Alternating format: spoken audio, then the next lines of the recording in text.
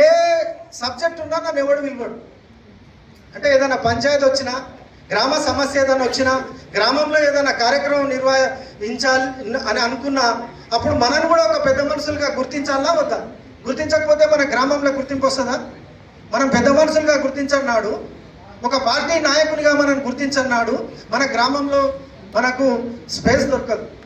కాబట్టి మన కార్యక్రమాలను మనం చేసుకుంటూ వెళ్తే ఒక్క సంవత్సరంలోగా మీ గ్రామంలో ఉన్నటువంటి గత నాయకులు అందరూ కూడా మిమ్మల్ని కూడా నాయకులుగా గుర్తించి తద్వారా మనం కూడా గ్రామ సమస్యలలో ఇన్వాల్వ్ చేయడం ద్వారా గ్రామంలో మనం కూడా ఒక పెద్ద మనిషిగా ఎదిగి ఆ విధంగా మనం ఒక నాయకునిగా ఎదగడానికి అవకాశం ఉంటుంది. దీన్ని పార్టీ అనేక రాష్ట్రాల్లో అనేక రోజులుగా ఈ కార్యక్రమాలను నిర్వహిస్తూ అనేక మంది నాయకులను తయారు చేసినటువంటి ఘనత భారతీయ జనతా పార్టీది. కాబట్టి మీరు ఒక్కసారి ఆలోచించాలి. ఎప్పుడైతే మనం ఈ కార్యక్రమాలను చేస్తామో పార్టీ మనం గుర్తిస్తుంది, పార్టీలో మనకు గుర్తింపు వస్తుంది, గ్రామంలో మనకు గుర్తింపు వస్తుంది. తద్వారా నాయకులుగా ఎదిగి మనం కూడా గల స్థానిక సంస్థల్లో పోటీ చేస్తే గట్టిగా పోటీ ఇవ్వడానికి అవకాశం ఉంటుంది.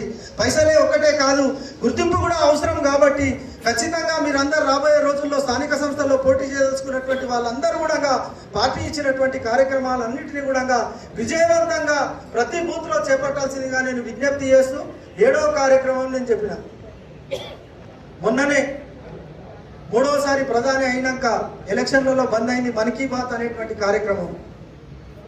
ఈ మన్ కీ బాత్ అనేటువంటి కార్యక్రమము ప్రతి నెల చివరి ఆదివారం నాడు వస్తుంది. ఎప్పుడు? ప్రతి నెల చివరి ఆదివారం రోజు వస్తుంది. ఎవరు మాట్లాడతారు? నరేంద్ర మోడీ గారు మాట్లాడతారు. అనేక విషయాలను అడ్రస్ చేస్తారు. 11 గంటలకు హిందీలో వస్తుంది, 11:35 తెలుగులో స్టార్ట్ అవుతుంది. స్థానిక భాషలు ఎక్కడుంటే అక్కడ స్థానిక భాషలలో ప్రారంభం అవుతుంది. ఈ మన్ కీ బాత్ అనేటువంటి కార్యక్రమాన్ని ప్రతి బూత్ అధ్యక్షుని ఆధ్వర్యంలో తప్పకుండా మనం అందరం కలిసి సామూహికంగా వీక్షించాలి. ఎక్కడెక్కడ వీక్షించాలి?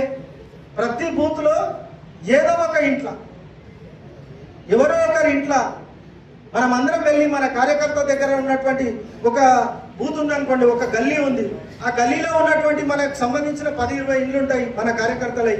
ఆ గల్లీలో రోజొక ఇంట్లో ఎవరితో అవైలబిలిటీ ఉందో ఆ దగ్గరికి వెళ్ళి ఒక్కొక్క వారం ఒక్కొక్కరి దగ్గర ఈ మన్ కీ బాత్ అనేటువంటి కార్యక్రమాన్ని వీక్షించడంతో పాటు చుట్టుపక్కల ఉన్నటువంటి వాళ్ళని కూడా మనం పిలుచుకొని ఆ కార్యక్రమాన్ని చూపించడం ద్వారా ఇండైరెక్ట్గా మన పార్టీని కూడా గ్రామాల్లోకి వ్యక్తుల్లోకి తీసుకెళ్లిన వాళ్ళం అవుతాం. కాబట్టి దయచేసి ఈ యొక్క కార్యక్రమాన్ని కూడా మనం అందరం కూడా చేయాల్సిందిగా విజ్ఞప్తి చేస్తూ, ఇట్లా అనేక రకాలైనటువంటి మండల కమిటీలు ఉన్నాయి.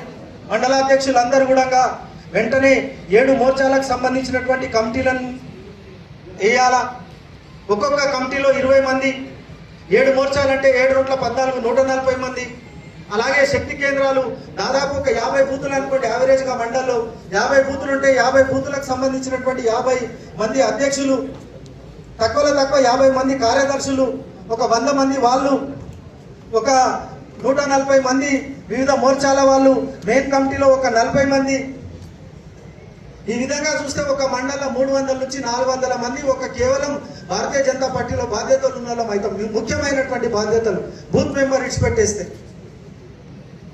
ఒకవేళ రేపొద్దున మనం ఏదైనా ధర్నా చేయదలుచుకున్నాం ఒక మండల స్థాయిలో, ఈ 300 మందిని మనం కాంటాక్ట్ చేస్తే సగం మంది వచ్చినా 150 మంది వచ్చినా కూడా 150 మందిని మనం గుర్తించి ఈ 150 మందితో ఒక ధర్నా చేస్తే ఎట్లుంటుందో ఒకసారి ఆలోచించండి. ఎంఆర్ఓ ఎందుకు దిగిరాడో, కలెక్టర్ ఎందుకు దిగిరాడో మీరు ఒకసారి ఆలోచన చేయండి. కాబట్టి సంస్థాగత నిర్మాణం జరిగితేనే, సంస్థ పరంగా ఈ నిర్మాణం జరిగితే 300 మంది 400 మంది కార్యకర్తలుగా గుర్తించినాడు ఎట్లాగో 100% మనకు అటెండెన్స్ ఉండదు. కనీసం సగం మంది 150 మందితో ధర్నా చేయగలిగితే, లేదంటే 150-300 మందికి మనం ఒక సమాచారాన్ని ఇచ్చినట్లయితే ఆ మండల్లో మనం ఏ విధంగా ముందుకోమో ఒక్కసారి మీరు ఆలోచించాల్సిందిగా నేను విజ్ఞప్తి చేస్తున్నా. అందులోనే మీకు బూత్ కమిటీలో రకరకాలప్పుడు బైక్ ఎవరి దగ్గర ఉంది, కారు ఎవరి దగ్గర ఉంది అని కూడా వస్తుంది. దాంట్లో టిక్కు పెడతాం మనం. ఇవన్నీ ఎందుకు అనేటువంటి విషయాన్ని కూడా మీరు ఆలోచించాలి. స్మార్ట్ ఫోన్ ఉందా లేదా అని కూడా టిక్కులు పెడతాం బూత్ కమిటీలు వేసినప్పుడు. మొట్టమొదటిసారి వేసినప్పుడు 11 మందితో ఏమన్నారు, తర్వాత వేసినప్పుడు 21 మందితో ఏమన్నారు, తర్వాత 31 మందితో ఏమన్నారు. ఎందుకు ఇవన్నీ చేయాల్సిందంటే పటిష్టంగా ఎప్పుడైతే బూతును పటిష్టం చేస్తామో మండల కమిటీ పటిష్టంగా ఏర్పడుతుందో తద్వారా జిల్లా కానీ రాష్ట్రం కానీ దేశం కానీ పటిష్టంగా ఏర్పడుతుంది.